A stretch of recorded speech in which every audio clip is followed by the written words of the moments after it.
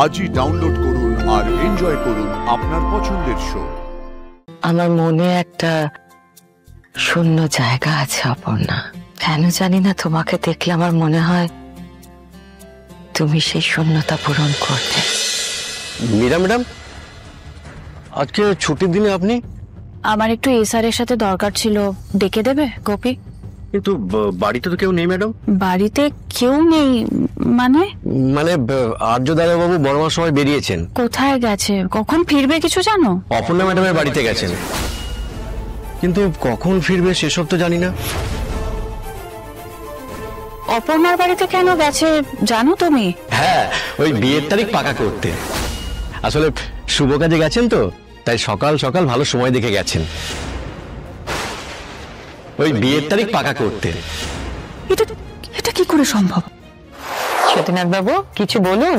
আমি আর কি বলি বলুন ম্যাডাম, সব তো ঠাকুরের ইচ্ছে হচ্ছে, তাই হোক। বেশ, তাহলে তো আর্য অপর্ণা তোমাদের দুজনকেই নতুন জামা কাপড় পরতে হবে।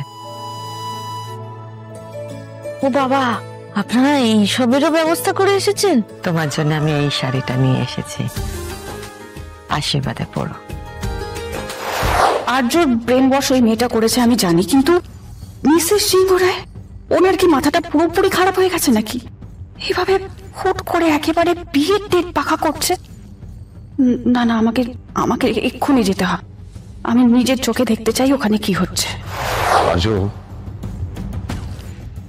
জানি এক কথা বারবার বললে তুই বিরক্ত হোস, কিন্তু আমি ভাবছি যে শেষবারের মতো তোকে একবার বলি, একটু পরে আশীর্বাদ হয়ে যাবে, তারপরে হয়তো আর সুযোগ থাকবে না। তাই বলছিলাম তুই একটু ভেবে দেখতে পারিস।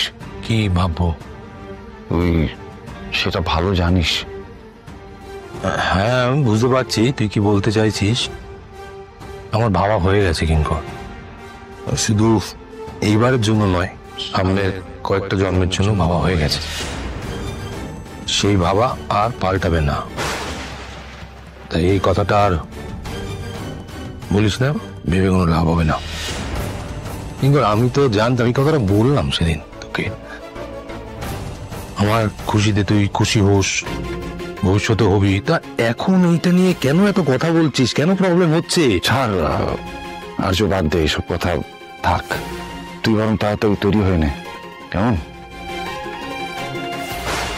আমি তো নিশ্চিন্ত হতে পারছি না আর্য, কিছুতেই পারছি না। আমাদের অতীত আমাকে নিশ্চিন্ত হতে দিচ্ছে না। রাজলক্ষ্মী ম্যাডাম একটু অপুকে দেখতে আসবে, ঠিক আছে? ঠিক আছে, তুমি পাঠিয়ে দাও। হবু বৌমাকে দেখার জন্য ওনারা তর্স হয়েছে না, বুঝলে? না না, উনি মনে হয় অপুর সঙ্গে কিছু কথাও বলবেন। তুই চলে আয়। হ্যাঁ, আমি জানিস। কিরে, তোর তো একই সঙ্গে কতগুলো রূপ, এক একবার এক এক রকম সুন্দর লাগছে তোমাকে দেখতে। পাওয়া পেরেছিস না? হ্যাঁ, সে তো আনন্দে উত্তেজনাতে। দেখ এবার হবু শাশুড়ি কি বলে। আমি আসি। আমার মনে একটা শূন্য জায়গা আছে অপর্ণা, একটা অদ্ভুত শূন্যতা। কেন জানি না, তোমাকে দেখলে আমার মনে হয় তুমি সেই শূন্যতা পূরণ করবে। এক মায়ের কষ্ট তুমি বুঝবে।